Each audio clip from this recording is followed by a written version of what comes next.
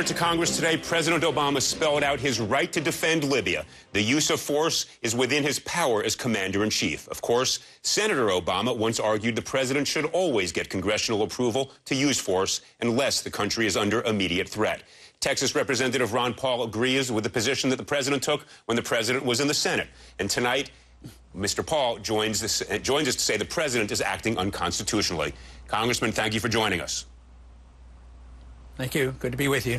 Well, let me separate out two different issues, if I could. One, you don't think we should be in Libya at all. You just think it's bad policy, and as you said in an article that was published, it's simply none of our business. So let's start there. Explain why you don't think what's going on in Libya, or for that matter, the rest of North Africa, is any of our business. Well, because I don't think they're up front with this. It is said that we're going there for humanitarian reasons, but have you ever noticed around the world there are a lot of humanitarian problems? One gross abuse of rights was in Rwanda. We didn't care too much about that. There's abuse of demonstrators all through the Middle East right now, but it's being done by governments that we endorse. They're our friendly dictators. So I think they're being very disingenuous when they say this is a mission for humanitarianism. It's probably more related to oil than anything else. Well, let's parse this a little bit, Congressman. I think you are absolutely correct. There are contradictions inherent in any foreign policy, and certainly President Clinton, who was in office as president when the events of the genocide in Rwanda occurred, has said his deepest regret is that as president he did not send our troops in there to stop that genocide. So let me ask you this. Would you have supported intervention in Rwanda to stop what was clearly genocide that led to the loss, unimaginable loss of life? Would you have supported that? No, I don't think it's part of our Constitution that we should go about the world trying to solve every problem. And I think that it's very difficult to help the people who really need it. Even in Libya today, the chances of really helping the people is unknown. But too often when you take money or even food and give it to these factions when they're fighting at war, they become weapons of war. The one faction will get it and use it against the other one, and very rarely does it help the people. So I don't think it's constitutional. I don't think it accomplishes what it's supposed to, and that the founders were, I think, rather shrewd in giving us advice. Stay out of the entangling alliances, stay out of the internal affairs of other nations. But there's every reason to help people, and we are a generous nation. When people really suffer, whether it's an earthquake or any type of tragedy, the American people are quite willing to help. But when politicians get involved, it becomes political, and it doesn't achieve it. There's always unintended consequences, and things happen that weren't intended, and I just think we have gotten into wars so often since World War II carelessly, and here we are, we're engaged in two wars now, we can't get out of either one, and we're just falling into another one, and the authorities coming from the United Nations, and Congress is irrelevant. Congressman, they don't seem to...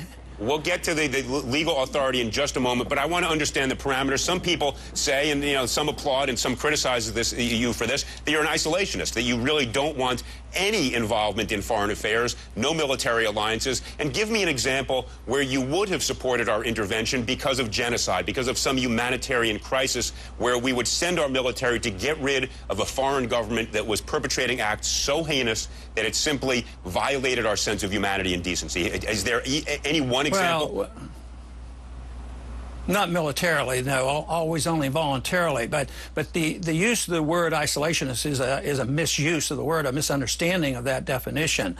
I'm a non-interventionist, but I'm a free trader. I want people to go and come and trade with people, okay, and engage with people. An isolationist is usually a protectionist. You know, they have high tariffs. Congressman? See, I'm for working and trading with Cuba, and that's not isolationism. All right, fair point and a fair distinction. I want to pivot now for a moment. You have made a strong argument that the president lacks the constitutional power to do what we're doing. Explain why, and explain why. You know, it's been since 1942 that since we've had a declaration of war from the United States Congress. Right. And so it's been decades and decades. Doesn't mean you're wrong, of course.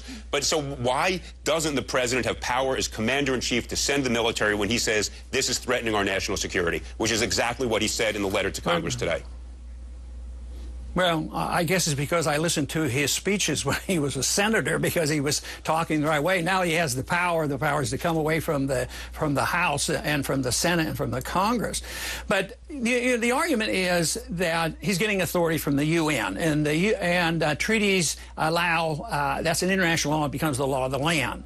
But there are limitations. You cannot amend the Constitution by treaty. What if the UN decided that we shouldn't have a First Amendment? Would you say, oh, this is okay because the authority comes from the United Nations? It would be preposterous. So you can't rule out Let me interrupt for 1 second, because I clearly agree with you about that. Of course, the UN can't amend our Constitution, but you also can't amend the Constitution through the statute you rely on, the War Powers Act, which tried to very carefully and tightly cabin the president's power, and that's why no president has ever really embraced it. The president would argue that inherent in his executive power as commander-in-chief is the authority over the military to intervene where national security is at risk, which is what he says in the letter today. Is he wrong about that?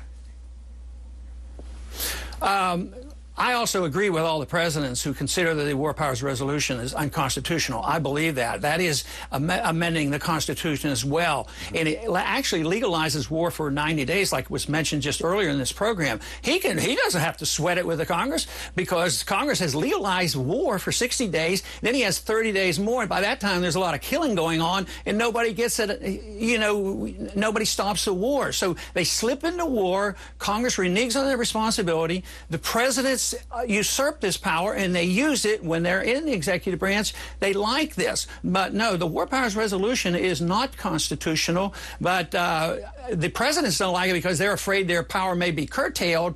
I don't like it because it has given the president too much power, and it actually legalizes war for 90 days. Right. Congressman, we got to run, but I want you to come back on the show because I want to have a conversation with you about what you're going to do. Are you going to go to court? How are you going to enforce your view and actually get a remedy for your perspective on this? Anyway, Congressman, always great to have you on your show. Appreciate your joining us tonight.